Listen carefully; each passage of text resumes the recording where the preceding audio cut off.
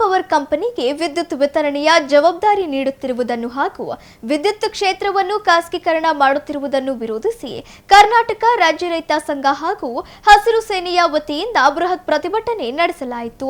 ನಗರದ ಅಂಬೇಡ್ಕರ್ ವೃತ್ತದ ಬಳಿ ಇರುವ ಬೆಸ್ಕಾಂ ಕಚೇರಿಯ ಮುಂಭಾಗ ಜಮಾಯಿಸಿದ ರೈತರು ಕೇಂದ್ರ ಹಾಗೂ ರಾಜ್ಯ ಸರ್ಕಾರಗಳ ವಿರುದ್ಧ ಘೋಷಣೆಗಳನ್ನು ಕೂಗಿ ತೀವ್ರ ಆಕ್ರೋಶ ವ್ಯಕ್ತಪಡಿಸಿದರು. ಸಾರ್ವಜನಿಕ ಉದ್ಯಮಗಳಾದ ಕರ್ನಾಟಕದ ವಿದ್ಯುತ್ ವಿತರಣಾ ಸಂಸ್ಥೆಗಳಾದ ಬೆಸ್ಕಾಂ ಮತ್ತು ಚೆಸ್ಕಾಂ ವ್ಯಾಪ್ತಿಯ ವಿದ್ಯುತ್ ವಿತರಣಾ ಜವಾಬ್ದಾರಿಯನ್ನು ಟಾಟಾ ಪವರ್ ಕಂಪನಿಗೆ ನೀಡಲು ಸರ್ಕಾರ ಮುಂದಾಗಿರುವುದಕ್ಕೆ ರೈತ ಮುಖಂಡರು ತೀವ್ರ ಆಕ್ಷೇಪ ವ್ಯಕ್ತಪಡಿಸಿದರು. ವಿದ್ಯುತ್ ಕ್ಷೇತ್ರವು ಒಂದು ಪ್ರಮುಖ ಸೇವಾ ವಲಯವಾಗಿದೆ. ಸರ್ಕಾರದ ಸ್ವಾಮ್ಯಕ್ಕೆ ಒಳಪಟ್ಟ ಚೆಸ್ಕಾಂ, ಬೆಸ್ಕಾಂ ಸೇರಿದಂತೆ ಎಲ್ಲಾ ಎಸ್ಕಾಂಗಳು ಸಾರ್ವಜನಿಕರಿಗೆ ಹಾಗೂ ರೈತರಿಗೆ ಉತ್ತಮ ಸೇವೆ ನೀಡುತ್ತಿವೆ. ಹೀಗಿದ್ದು ಕೇಂದ್ರ ಮತ್ತು ರಾಜ್ಯ ಸರ್ಕಾರಗಳು ವಿದ್ಯುತ್ ಕ್ಷೇತ್ರವನ್ನು ಖಾಸಗೀಕರಣ ಮಾಡಲು ಹೊರಟಿರುವುದು ತೀವ್ರ ಖಂಡನೀಯ ಎಂದು ಪ್ರತಿಭಟನಾಕಾರರು ಆಕ್ರೋಶ ಹೊರಹಾಕಿದರು.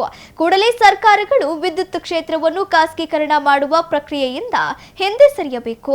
ಇಲ್ಲದಿದ್ದರೆ ಮುಂಬರುವ ದಿನಗಳಲ್ಲಿ ರಾಜ್ಯಾದ್ಯಂತ ಉಗ್ರ ಹೋರಾಟ ಹಮ್ಮಿಕೊಳ್ಳಲಾಗುವುದು ಎಂದು ರೈತ ಮುಖಂಡರು ಇದೇ ವೇಳೆ ಎಚ್ಚರಿಕೆ ನೀಡಿದರು.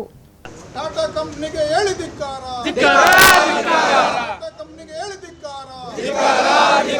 ರಾಜ್ಯ ಸರ್ಕಾರಕ್ಕೆ ಹೇಳಿದಿಕ್ಕಾರ, ಟಾಟಾ ಕಂಪನಿಯವರಿಗೆ ಬೇಕೇ ಬೇಕು.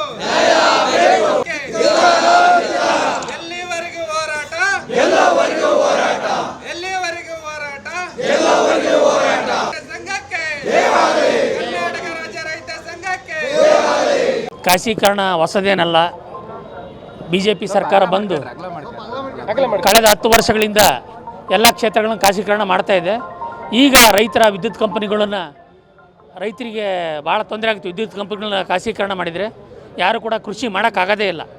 ಕೇವಲ ಇವಾಗ ಇಂಜಿನಿಯರ್ ಸಾಹೇಬ್ರು ಹೇಳಿದ್ರಲ್ಲ, 1 ಲಕ್ಷದ ಮೇಲೆ ಪಂಪ್ ಸೆಟ್ ಇದ್ದಾವೆ. 5% ರೈತರು ಆ ವಿದ್ಯುತ್ ಬಿಲ್ ಕಟ್ಟಿ ಖಾಸಗಿ ಎಂಥದ್ದು ವ್ಯವಸಾಯ ಮಾಡೋಕ್ಕಾಗಲ್ಲ. ಸರ್ಕಾರ ಗಂಭೀರವಾಗಿ ವಿಚಾರ ಮಾಡಬೇಕು. ಮಾನ್ಯ ಮುಖ್ಯಮಂತ್ರಿ DK ಶಿವಕುಮಾರ್ ಅವರು KPTCLನ ಮಂತ್ರಿಗಳಾಗಿದ್ದರು, ಈಗ ಮುಖ್ಯಮಂತ್ರಿಗಳಾಗಿದ್ದಾರೆ. ಆ ಕಾರಣಕ್ಕೆ ಇದನ್ನು ಯಾವುದೇ ಕಾರಣಕ್ಕೆ ನಾವು ಖಾಸಗೀಕರಣ ಆಗಿ ಬಿಡಲ್ಲ. ನಾವು ಹಳ್ಳಿಯ ರೈತರು ವಿರೋಧ ಮಾಡಿ ಈ ಸರ್ಕಾರ ಇರಲ್ಲ ಅಷ್ಟೇ. ಖಾಸಗೀಕರಣ ಮಾಡಿದರೆ ಈ ಸರ್ಕಾರ ಇರಲ್ಲ. ಕೇಂದ್ರ ಮತ್ತು ರಾಜ್ಯ ಸರ್ಕಾರ ಎರಡೂ ಅಲ್ಲಲ್ಲ, ಇಬ್ಬರು ಸೇರಿನೂ ಮಾಡ್ತಾಯಿದ್ದಾರೆ. ಈಗ ಇವರು ಅಂತಾನೇ ಇಲ್ಲ. ಈಗ ಕೇಂದ್ರ ಸರ್ಕಾರ ಹೇಳಿದ ಕೂಡಲೇ ಇವರೆಲ್ಲ ಓಡ್ ಬಂದಿರ್ತಾರೆ. ಇವರೇನು ಮಾತಾಡಿಲ್ಲ, ಇದ್ರ ಬಗ್ಗೆ ವಿರೋಧನೇ ಸಲ್ಲಿಸಿಲ್ಲ ಇವರು. ಆ ಕಾರಣಕ್ಕೆ DK ಶಿವಕುಮಾರ್ ಅವ್ರಿಗೆ ತುಂಬ ದೊಡ್ಡ ಜವಾಬ್ದಾರಿ ಇದೆ. ರೈತರನ್ನ ಈ ಥರ ಬೀದಿಗೆ ಬಿಡೋದು ಸರಿಯಲ್ಲ. ನಮ್ಮ ಕೃಷಿ ಹಾಳಾಗೋಗುತ್ತೆ. ನಿಮಗೆಲ್ಲ ಸೈಟು ರಿಯಲ್ ಎಸ್ಟೇಟು ವ್ಯವಹಾರ ಮಾಡಿ ಗೊತ್ತಷ್ಟೇ, ಕೃಷಿ ಮಾಡಿ ಗೊತ್ತಿಲ್ಲ ನಿಮಗೆ ಶಿವಕುಮಾರ್ಗೆ. ಆ ಕಾರಣಕ್ಕೆ ಶಿವಕುಮಾರ್ಗೆ ನಾವು ಎಚ್ಚರಿಕೆ ಕೊಡ್ತಾ ಇದ್ದೀವಿ. ಖಾಸಗೀಕರಣ ಬಿಟ್ಟು ರೈತರಿಗೆ ಏನು ವಿದ್ಯುತ್ ಕಂಪನಿಗಳು ಚೆನ್ನಾಗಿ ಕೆಲಸ ಮಾಡ್ತಾ ಇದ್ದಾವೆ ಅವನ್ನ ಸುಧಾರಣೆ ಮಾಡಿರಿ ಅಂತೇಳಿ ನಾವು ರೈತರ ಮೂಲಕ ಒತ್ತಾಯ ಮಾಡ್ತೀವಿ. ದಾವಣಗೆರೆ ಜಿಲ್ಲೆ ರೈತರು.